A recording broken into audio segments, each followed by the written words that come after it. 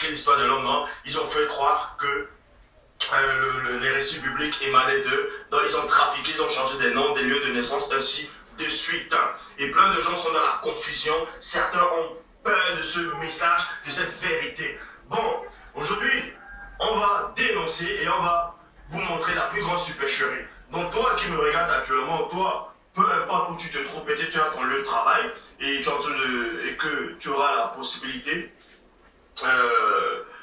d'écouter ce message.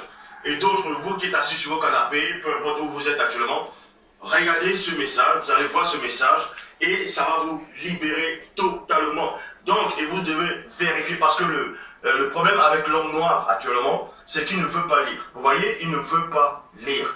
Et parce qu'il ne veut pas lire, donc il va passer à côté de beaucoup de choses. Donc, on va un peu entrer dans l'histoire. On va entrer dans l'histoire biblique, on va entrer dans l'histoire de la géographie, on va entrer dans l'histoire même que eux-mêmes ils ont écrit pour vous montrer la plus grande supercherie. Et vous verrez dorénavant que cette vérité que j'apporte, elle vient du Créateur lui-même. Donc, pour ça, je vous exhorte à vérifier, à prendre des références. Si vous avez Google, vous tapez, vous vérifiez, mais dire tout ce que je dis est la pure vérité. Donc, dans Genèse, chapitre, on va commencer. Avant de commencer, vous voyez, il y a tellement de religions dans le monde. Et quand vous tapez peut-être Adam et Ève sur Google, on vous montre des blancs qui sont dans une espèce de jardin ou de forêt. C'est toujours des colons, c'est toujours des blancs. Ils ont tous des traits européens, ainsi de suite. Même ceux qui se disent faux témoins de Jéhovah, quand ils dessinent les livres par rapport à Adam, ils dessinent tout le temps des blancs.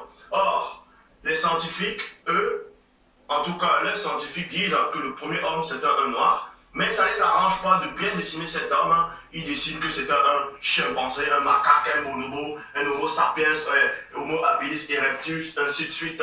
Bref, nous allons voir durant l'écriture qu'est-ce que, ou premièrement, avant de commencer, on va vous montrer où est-ce que l'histoire biblique a commencé. Où est-ce que